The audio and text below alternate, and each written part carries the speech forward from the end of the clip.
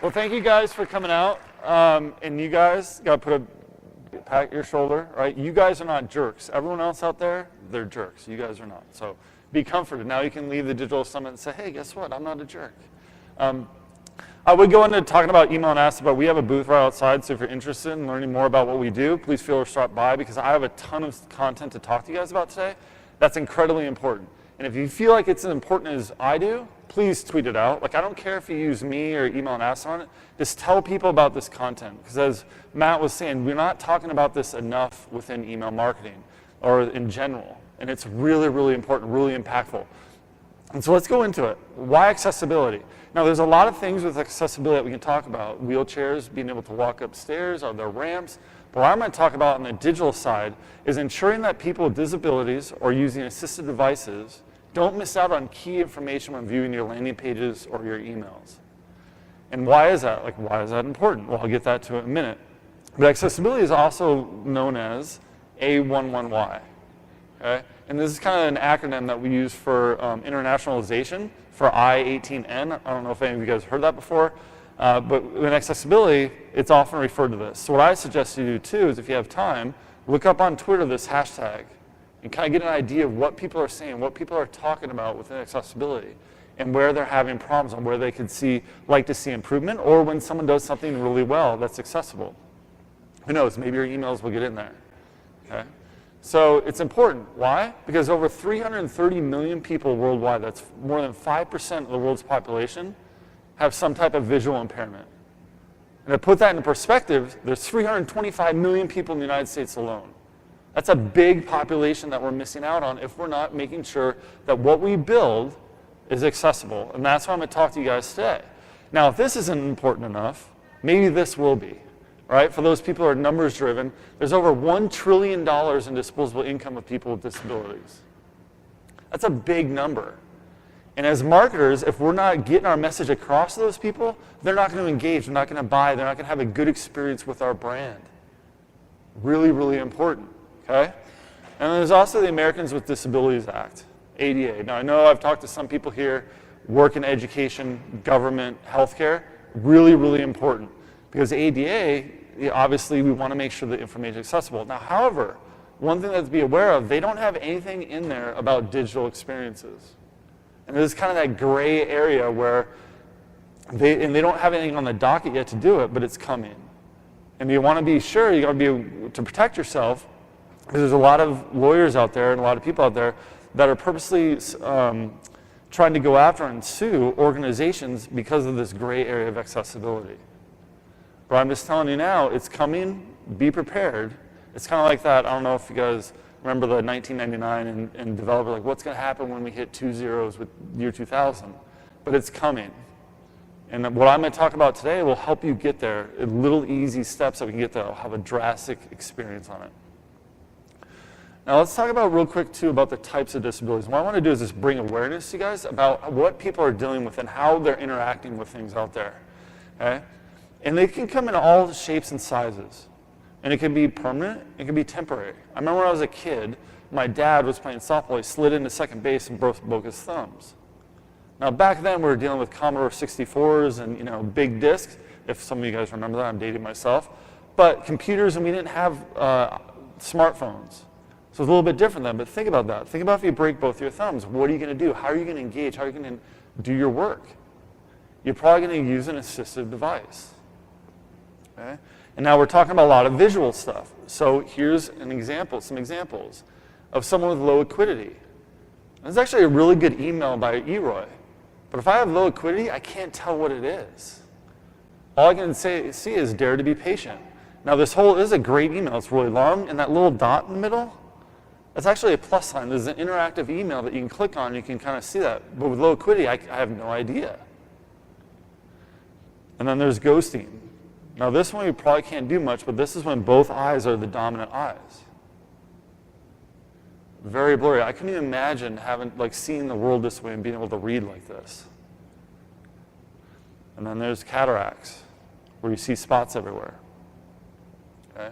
Now, from a design perspective, there's not much we can do about those, but I think there are ways that we can organize content and that if someone does have this and using a screen reader will definitely help them.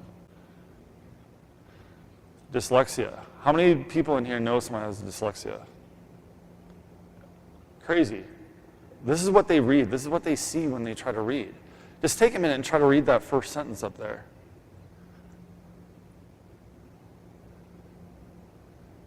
Crazy. Like, I couldn't imagine reading like this. I had no idea. Okay. And this is Victor Waddell wrote a little application to kind of simulate this by working with his friends, trying to create awareness for what people have to deal with. And then there's color blindness. This one's really, really big. I could imagine seeing an apple that's red, but it looks brown or green. And the three main colors of color blindness are red, blue, and green. And I have a little video here that I'm going to play next that will kind of go more in depth about color blindness and how it impacts people. 1 in 200 women and 1 in 12 men are colourblind. 330 million people worldwide. But red, orange and green are still the universal colours for stop and go, charging and finished, bathroom vacant or bathroom engaged. You will almost certainly know someone who is colourblind, even if they don't. People with mild cases can live for years without realising. They get told off at school for colouring the sky purple, and then go their entire lives assuming they're just thick. But there's really no need. Colour blindness is hereditary. By knowing your genes and your parents, you can understand your kids. Colour blindness is a recessive gene carried on the X chromosome. So to be colourblind, all your X chromosomes need to be affected. Men receive the X chromosome from their mothers and the Y from their fathers. So if their father isn't colourblind, but their mother is a carrier, there's a 50% chance they will receive the affected X chromosome. Women, on the other hand, receive one X from their mother and the other from their father. Again, there's a 50% chance they will receive the affected chromosomes, but because it's recessive, they will only be a carrier. If that woman now has a child with a colourblind man, the sons again will have a 50% chance of being affected, but the daughters will definitely be a carrier, with a 50% chance of being colourblind themselves.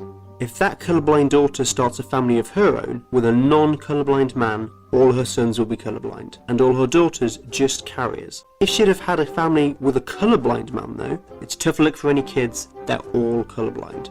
The idea that women can't be colourblind is a myth. It's less likely as it has to affect all of your X chromosomes and women have two to play with, but it's still very possible. This is one of those myths that colourblind people get questioned about a lot. Along with, do you see only in black and white? No, only about 1 in 40,000 people do. So what colour is that strawberry then? Red. Are you sure you're colourblind? Yes, but it's only certain shades. You're not colour blind then? No, it's a misnomer, but colour vision deficiency isn't catchy enough. What colour is that then? Green. Yeah, but are you lying? No. So does that mean that when you grow up you can't be a pilot or an astronaut? What colour's that? Blue. No, it's purple. That's not a question. What else can't you see? Sometimes the grass looks orange. Why don't you just learn that the grass is green and call that shade of orange green? Good question. The retina has 3 types of cones for colour detection. The S cone detects light of short wavelengths, responsible for blues. The M cone, medium wavelengths, greens. And the L cone, long wavelengths, reds. When light enters the eye, it stimulates each cone, but cones are useless at identifying colours on their own.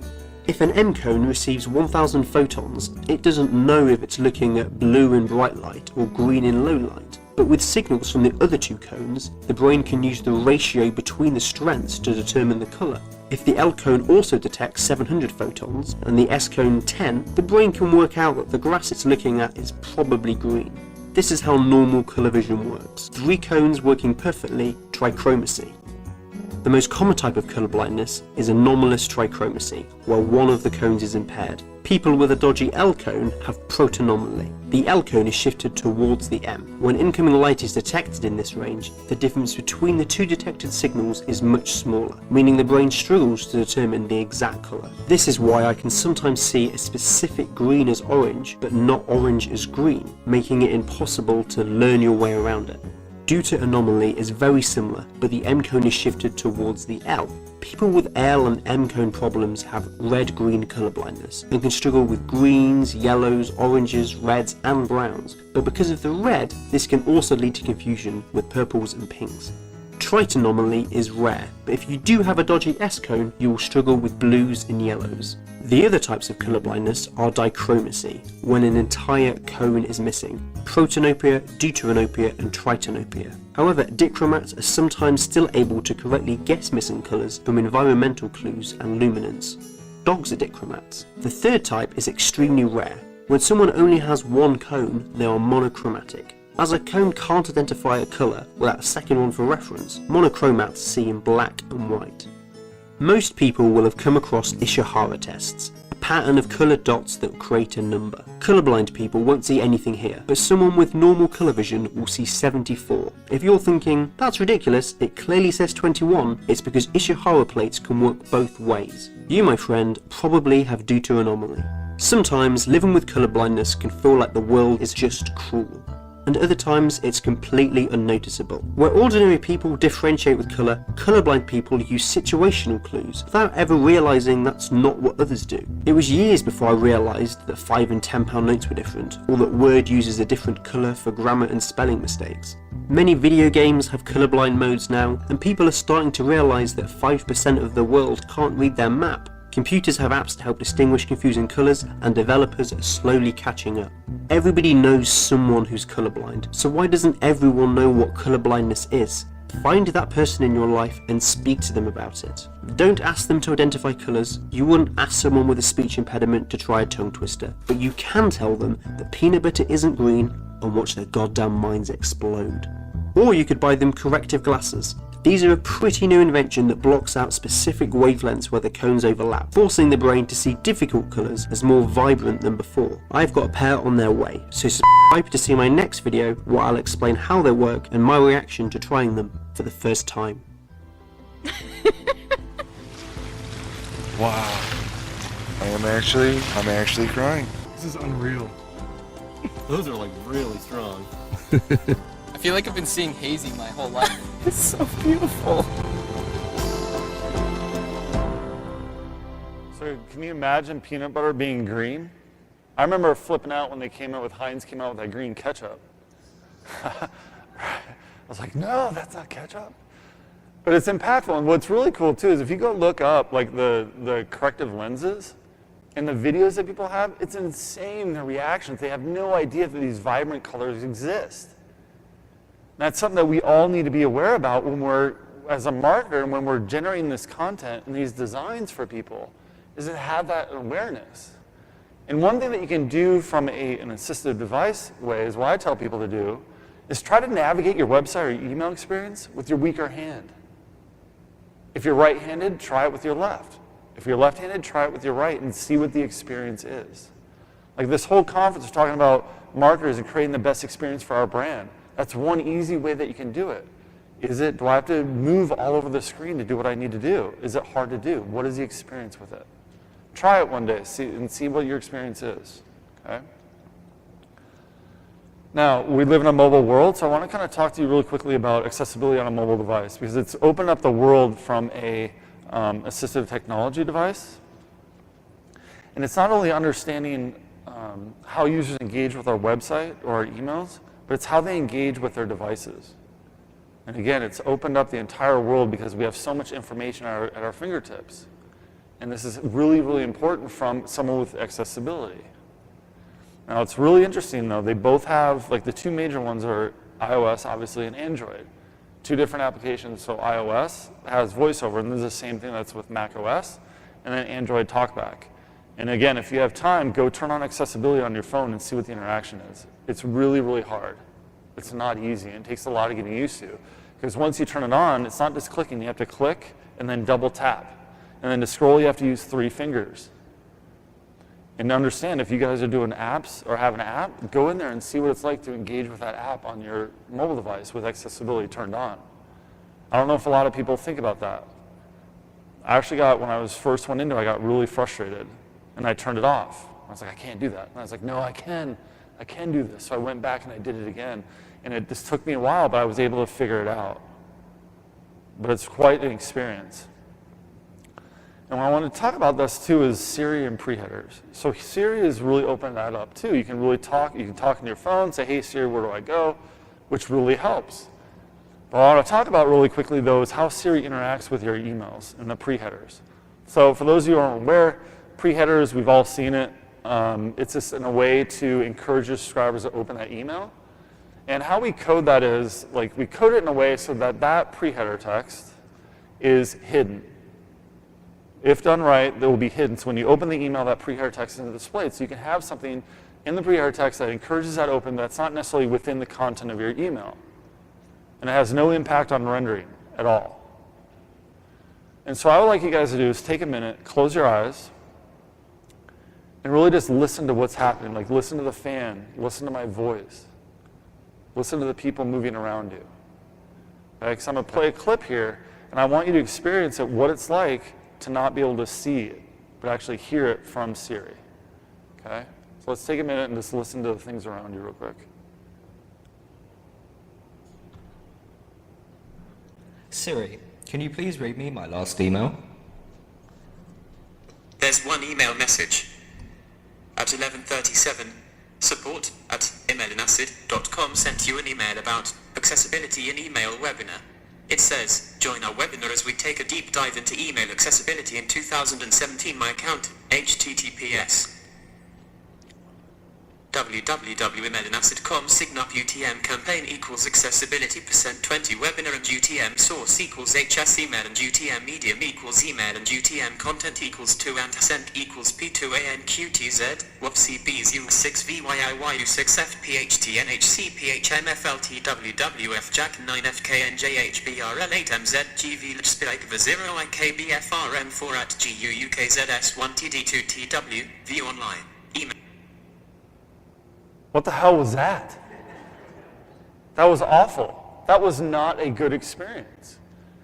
And so what did Siri do? Okay, so it went and read that pre-header text. Then what it does, it goes and reads links and images. And it read the link, the text within the link, which was account, and then it started reading the URL. Not a good experience at all. Okay? So now I got another one. So why don't we go close your eyes again? And I got another one, and you tell me if this one's better or not.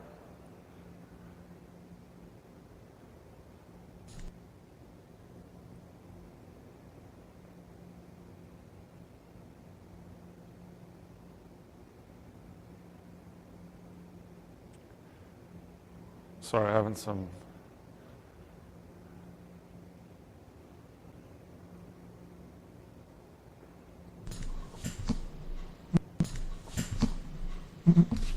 Siri, could you please read me my latest email? There's one email message. At 11:49, support@emailandacid.com sent you an email about accessibility in email webinar. It says, join our webinar as we take a deep dive into email accessibility in 2017. This webinar will be a 30-minute long webinar on Wednesday the 9th of August. We will be covering accessibility in email, the real issues faced by millions of users who suffer from disabilities, and how we can further assist these users. You can expect a lot of actionable takeaways, and a look to the future of email accessibility. If you are unable to attend this session, a recording will be made available for you online. Would you like to apply? How was that? A lot different, huh? So what we've thought about, like with pre-headers, is short and sweet. But actually what we found is, the more that you have in there, the better these screen readers and Siri will be able to pick up that content. And if you read this on a screen reader, because it's hidden, it won't even read it. Okay, but Siri though, it takes it and it reads that whole thing. And so what we found is around 490 characters Siri will read. So if you put that in the pre-header text where it's hidden from everywhere else, a much better experience. Like, now I understand what the email's about and I can reply to it. Before I was like, I have no clue, delete, I'm done. Okay. And now, how many of you guys have heard of Aria? And I'm not talking about the casino that we've all lost money at in Vegas. Okay, so what it means is, let me get to it, accessible rich internet applications. Okay? And what this is it allows, within the code, HTML allows an extra layer that adds semantics to already the code that's been written to help the screen readers. And I'll just quickly go through like kind of each one, and there's roles, properties, and states. And I'll just quickly go through these, and there's going to be some code up here, so don't feel like you have to write it down. These slides will all be available to you guys. The roles describe the structure of the page. Now all this stuff, this is not as really supported in email. There's one role that's supported in email, but this mostly goes to the landing page. So if your email is accessible, your landing page should be too. Okay? So what it does is defines more about what the page is and adds semantics to it. So for example, on the top, that's just regular HTML, and it kind of just says, hey, this div is a header item. The next one's navigation. Right? Or there's a banner, or there's a whole bunch of other roles, and I'll get more into some of this, like what's allowed in, or supported in email, but it just gives the screen reader an understanding, a better idea of what the content is about. And this has no impact on rendering at all. It's a layer on top of it.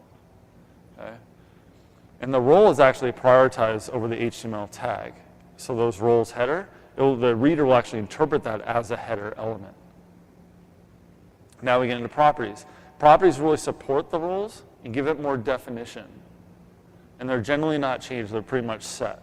And so here's a perfect example, is you have a label about your birthday, and then you have an input box that says, okay, enter in your birthday date, but without the ARIA described by, a screen would have no idea what format that needs to be in. And so what it does is this allows you to say that a span that you have below it, that gives the definition about what format. Year, month, day. Again, it has no impact on how it's displayed. And it's supported in every major browser. Okay? Then you have states. Now these things are what's actually dynamically changed within the page. And this is generally done through JavaScript. And so in this example, we have a slider. So you have the role, which is what it is, and then you have the initial value, the min value, the max value, and what the current value is. So when you change that, the screen reader knows and can read back what value you changed it to. Again, this adds a little bit of, the semantics, gives it more information about what the reader and what you're doing and how you're interacting with those web pages. Okay. Now let's get into email. Okay. Now all this stuff I'm going to talk about email also translates to web pages, but we're dealing with email, we're dealing like we're in the 1990s. So all this stuff is supported will have a significant impact, and it's easy changes. And the first one is adding the language to the HTML tag. What language is this in? And also you can put language in if you have multilingual emails. You can put language, this attribute, in any tag. A paragraph tag, a div, if it's ciao or muchas gracias. Because what it does, it allows a screen reader to understand what context to put it in and what language to interpret. And I have another example. You don't need to close your eyes for this one because it's so short, but listen to this, listen to the difference. L'eau monte au fur et à mesure de la fonte des neiges. L'eau monte au fur et à mesure de la fonte des neiges.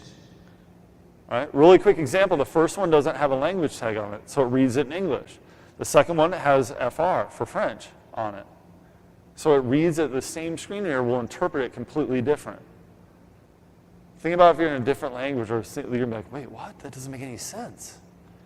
But all you have to do is just add that attribute. It makes a big difference. Title tag. Okay? Add a title to the email. One, like when they open it in a browser, a lot of us say, hey, if this isn't viewing right, or if you want to view it in the browser, it will put the tab. But it also gives added context to screen readers. It has no impact. We're doing it already for web pages. Do it for email. Next one is table presentation. This is where we get to that ARIA attribute, the role. And so, since we're dealing with email, we have to use tables. And really, tables are were made for tabular data, so Excel spreadsheets. Here's a column, here's a row, here's the data within those columns. And it's really interesting, the difference when you have this and when you don't. And so with this one, I like to, again, close your eyes for a minute. I have another clip that will, and you tell me which one is better, okay? HTML content, without row equals presentation, group, table 3 columns, 1 row. You are currently on a table, blank, column 1 of 3. You are currently on a table, heading level 1. This is not very accessible. You are currently on a heading level, 1. Inside of a cell. Blank. You are currently on a table. End of table. You with row equals presentation. Heading level 1. This is much more accessible. Same tables, same exact tables. All we did was add that role equals presentation on it. And it cut it down probably 2/3 of the time that it wasted going through each table row. And with email, we don't, at least I haven't seen it, there's not a lot of tabular content. So this will drastically increase the efficiency that that reader goes through to read that email. And again, it's a really easy fix. That role will have no impact on rendering with an email, none at all. Right? However, if you have a border on the table, whether it's CSS or attribute driven, the role presentation has no impact. Now we're trying to figure out ways around that. One way is you could put the borders on the table datas, but that doesn't really make sense. So we're really truly trying to figure out how we can get around that so it actually goes straight to the content. So far, we haven't found anything that really works. Image blocking. How many guys think about alt text in your emails? A lot? Okay, good. So the whole thing is if you have images turned off, you see what the image is about or the call to action. Now, M&M's, great email, but they completely failed on the alt text on this one. It's all image-based, or pretty much, and I don't even know that there's 20% off. That's just from a visual aspect. Now, from a screen reader aspect, this is terrible, because what will happen is, if you don't have alt text, and you don't need to have alt text on every image, but you just have to have attribute, and if there's like a GIF or a spacer, just put a blanked alt attribute on it. Because what happens, the screen will actually go through, and if there's no alt text, it will actually read that whole source value. So HTTP, : / blah, blah, blah, blah, blah. Just like Siri did. Really, really bad experience. So all you need to do is just add that alt attribute. Now you can have something in there, or you can't. It's up to you on what you want in there. And you also really want to avoid the title attribute. It's kind of an old attribute which we used to use, but it's incredibly bad for screen readers. It's probably the worst one. Because what it will do is the screen will actually jump around and do the titles first, and then come back to the content, which is really, really confusing. Especially when you get into the semantics of things, okay? So that's coding. So enough of the coding. Now let's get into the design, because the design can have a big impact too. And it's always recommended that we test content at least scaled up to 200%. Because when you talk about assistive devices like magnifying glasses and all this stuff, that's what they're going to use. And so this example with Marvel, big company, they didn't do very well on the scaling side of it. Because if you see like a lot of that content, now this might be in the footer, we might not care anyway, but up above with the major content, you actually might care. And it might be cut off. You might be missing the main call to action. Okay? We want to keep fonts legible, at least 14 pixels for regular fonts, and light fonts are really popular these days. So no less than 16 pixels. Those are the floors that you want to go to. Nothing below those. The next one is contrast ratio. What is the luminescence between the background color and the content color, the text color? And for normal text, is anything below 24 pixels or 18 pixels that's bolded, you want a 4.5 to 1 ratio. And so to give you context, like the same color will be 1 to 1. Black on white or white on black is 21 to 1. So it's not that much that we have to do. But there's something to think about. Because again, if I can't see a color, I'm not going to be able to differentiate things. I'm not going to be able to see it. And here's some examples. So the WCAG, the web content standards, they have these levels on where they pass, and AA is the lowest one.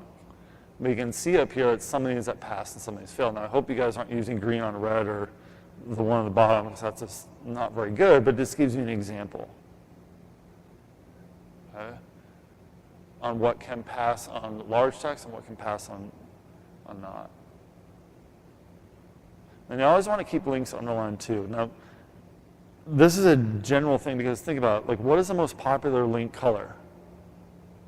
Or the default? Blue. And blue is one of the colors that a lot of blind people can't, or colorblind people can't differentiate. So if the text of that link is not underlined, it's blue, but it's the same format as all the other text, I'm never going to see it. I'm never going to know it's a link. Now, if you have an image or an arrow or some type of indicator that it's a link, that's fine.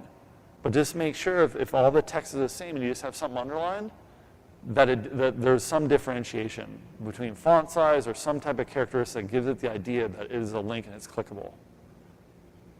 And you want to maintain a reading logical order, right? Left to right, top to bottom. And with that, like to help with that is these headings, H1, H2, H3. They can go down through the email. It really helps the screen reader understand the content. But you really want to avoid skipping it. You don't want to have an H1 and then an H3. That's really bad for a screen reader and gets confused and starts jumping around.